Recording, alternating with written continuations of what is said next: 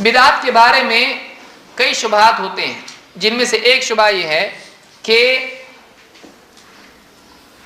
بدعت منع اگر کوئی کہا جائے، مثال کے طور پر کوئی آدمی فاتحہ دے رہا ہے. اب فاتحہ میں کتنے ایلیمنٹس ہیں؟ نمبر 1 مٹھائی، سب سے امپورٹنٹ، سامنے جلیبی اور جو بھی چیزیں رکھی ہے، لڈو. نمبر 2 یہ موٹیویٹر ہے ایکچولی، یہ آدمی کو حرکت میں لاتا ہے لڈو، تو فاتحہ بھی بڑے آئیں گے. اور آپ دوسرا کچھ رکھو، باسی کچھ رکھو سامنے، فاتحہ بھی منیمم شارٹ کٹ فاتحہ ہوں گے اس میں. اور فاتحہ دینے والے کا چہرہ دیکھنے لائق ہوگا، اس کو دیکھتے دیکھتے سوچے گا اچھا اس نے میری قدر نہیں کی، ایسی چیزیں سامنے لا کے رکھتے ہیں. تو دوسری چیز کیا، اس میں قرآن کی تلاوت، سورہ فاتحہ، چاروں کل، اور اس کے بعد جو جی میں آئے درود وغیرہ جو بھی ہے نیسیسری، جو بھی پڑھنا چاہیے اس میں. اب اگر کوئی اس کو روکتا ہے تو بہت ساری بدعات میں مبتلا لوگ کیا کہتے ہیں، کیوں یہ فاتحہ غلط ہے؟ ہاں فاتحہ دینا غلط ہے. کیا ہے یہ؟ بدعت ہے. فاتحہ دینا غلط ہے کیا؟ ہاں غلط ہے. منع کدھر ہے؟ قرآن و حدیث میں تم عمل کرتے ہو، بتاؤ فاتحہ دینا غلط ہے، کہیں لکھا ہوا ہے؟ اب بیچارہ اہل حدیث سوچتا ایسا تو نکالنا بہت مشکل ہے، اس کے لیے حدیث گھڑنی پڑے گی، اور وہ ہمارا طریقہ نہیں ہے. ہم گھڑی ہوئی کو پکڑتے ہیں، ہم چور کو پکڑنے والے لوگ ہیں، ہم ہی چوری کریں گے تو کیسا ہوگا؟ تو اب اس کے لیے دلیل ملے گی. تو اکثر اوقات ہر قسم کی بدعت ہے. کوئی آدمی کچھ بھی کرنے لگ جائے دین کے نام پر، اور پھر اس کے بعد روکنے والے کو کہے منع کی دلیل لے کر آؤ. کوئی آدمی کھڑا ہوا، فجر کی 2 رکعت اس کو ذرا تھوڑی لگ رہی، کیونکہ بگاڑ کا زمانہ بہت دور ہے، یعنی بہت زیادہ آج بگاڑ کا زمانہ ہے. اللہ کے نبی صلی اللہ علیہ وسلم سے بہت دور ہو گئے ہم لوگ. تو آج کیا ہو گیا ہے، بگاڑ بہت بڑھ گیا ہے. تو نماز بلا شبہ برائیوں سے روکتی ہے، لیکن 2 ابھی کم ہو رہی کیونکہ لوگ پڑھ کے بھی نہیں رک رہے ہیں. تو 2 کو کیا کریں گے ذرا، باقی بھی 4 ہے تو سب ایکول کریں گے، یاد رکھنا بھی مشکل نہیں. فجر کی کیا کر دیں اگر، اور صبح صبح زیادہ ہونا چاہیے نا، آدمی ایک دم ورزش کرتا ہے، سب کچھ کرتا ہے، فریش ہے ایک دم، تھکا ہوا بھی نہیں ہے، تو 2 کا کیا کر دیں گے، 4 چلے گا. اب آیا مسجد میں، امام صاحب پڑھانے لگے، پیچھے لوگ ان کو کیا بھول تو نہیں گئے، بولے آج سے 4. آپ کوئی منع کرنے لگے، اس کو کہ دلیل ہے منع کی، کہاں منع ہے؟ 4 رکعت پڑھنا منع ہے؟ کہیں منع کیا گیا ہے؟ بتاؤ 4 رکعت فجر کی پڑھنا منع ہے. تو اب اس طرح سے اگر آدمی کرنا شروع کرے اپنی طرف سے اضافہ کر کے، تو دین کا حلیہ بگڑ جائے گا. ہر زمانے میں ایک نیا ایڈیشن اسلام کا آتا رہے گا، اور اسلام کچھ کا کچھ ہو جائے گا. منع کہاں ہے؟ ہر نئی چیز کو منع نہیں کیا جائے گا.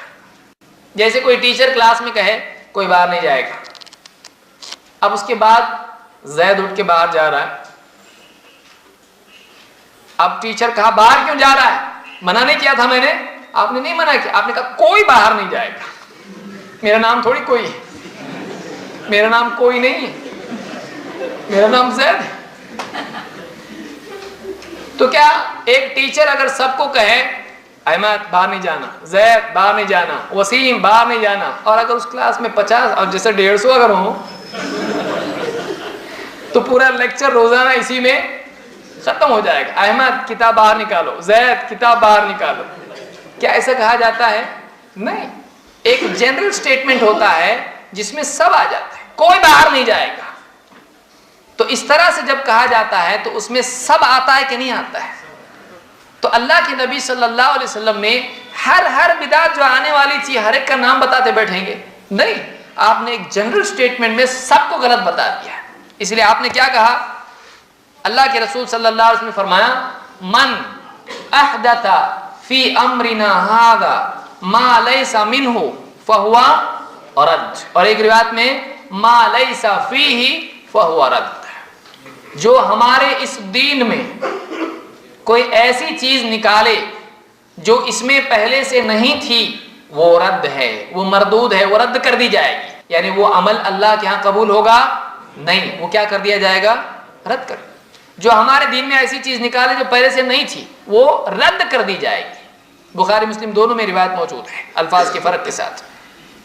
تو اب یہاں پر کوئی بھی چیز نکالے 1950 میں، 1956 میں، یا سن 420 میں، جب بھی نکالے 786 بہت بھاری سال ہے، اس میں کچھ بدعت نکال سکتے ہیں؟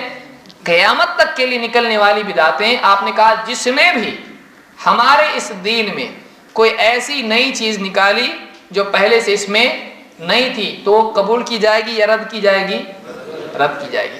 اب اس میں جب ہر بدعت کے بارے میں آ گیا تو ضروری نہیں کہ اس بدعت کا نام لے کے کہا جائے، جیسے میں نے مثال آپ کو دی۔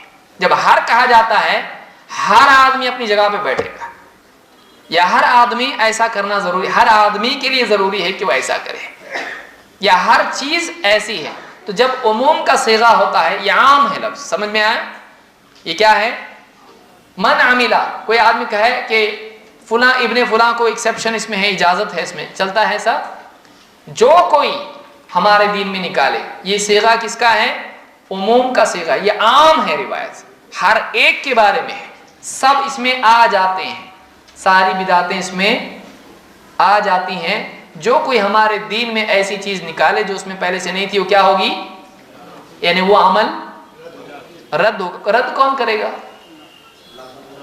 کیونکہ نیکیاں قبول اور رد کون کرتا ہے؟ اللہ کرتا ہے۔ تو اللہ کے نبی نے اللہ کے بارے میں بتا دیا کہ وہ کیا ہو جائے گا؟ رد ہوگا۔ بدعت میں مبتلا ہونے والا کیوں کرتا ہے اس کو؟ رد کرنے کے لیے نیکی سمجھ کے، ثواب کی نیت سے کرتا ہے، اس پر آخرت میں اجر کی نیت کرتا ہے، لیکن وہ کیا ہونے والا ہے؟ رد۔ اللہ کسی بھلائی کو رد کرتا ہے تو جس کو رد کرے وہ بھلائی ہے؟ جس کو رد کرے وہ بھلائی ہے؟ نہیں ہے۔ تو معلوم ہے جس کو اللہ رد کر دے وہ بھلائی نہیں ہو سکتی، خود بدعت کے برا ہونے کی یہ دلیل ہے۔ تو اس حدیث سے معلوم ہوا کہ جو بھی بدعت نکالتا ہے اس کی بدعت، اس کا عمل جس میں بدعت ہو رد کر دیا جائے گا۔ سمجھ میں آیا؟ تو اس میں ضروری نہیں فاتحہ کا نام آئے، کنڈے کا نام آئے، یا اسی میں 11ویں کا نام آئے، یا اس میں چہلم کا نام آئے۔ 40 دن کے بعد لوگ ایثار ثواب کرتے ہیں، کھانا کھلاتے ہیں، یعنی 40 دن تک خوب پیٹو اس کو قبر میں، 40 دن کے بعد ثواب پہنچائیں گے تاکہ اس کو تھوڑا کچھ سپورٹ ملے۔ تو 40 دن تک اس کی پٹائی چلے گی، یعنی 40 دن کے بعد برابر ٹائم ٹو ٹائم کیلنڈر کے حساب سے بھیجنا ہے اس کو، یعنی 40 دن تک اس کا کیا حال ہوگا وہاں پہ۔ تو ہمارے یہاں ایصال ثواب منع ہے؟ نہیں، لیکن ایصال ثواب کا وہ طریقہ منع ہے جو لوگوں میں رائج ہے۔ ہم کہتے کوئی صدقہ کرے اور ثواب کسی کو پہنچائے، یہ جائز ہے، سلف میں عام معمول اس کا نہیں تھا، لیکن حرام بھی یہ نہیں ہے۔ لیکن قرآن پڑھ کے بخش رہا ہے، یہ جائز ہے، اس کی کوئی دلیل نہیں ہے، ہمارے نزدیک یہ ثابت نہیں ہے۔ صدقات کر کے اس کا ثواب پہنچایا جا سکتا ہے، لیکن تیسرا دن، 10واں، 20واں، 40واں، سالواں،